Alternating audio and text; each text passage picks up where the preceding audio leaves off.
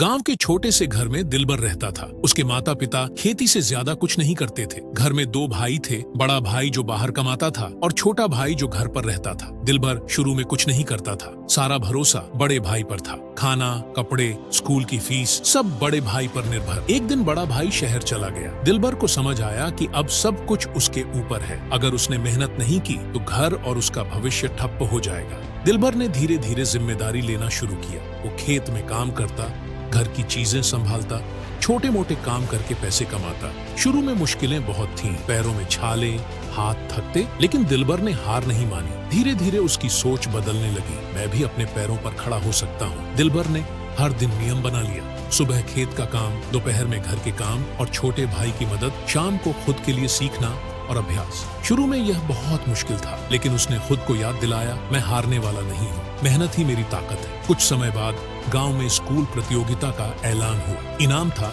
पैसे और पढ़ाई के लिए किताबें।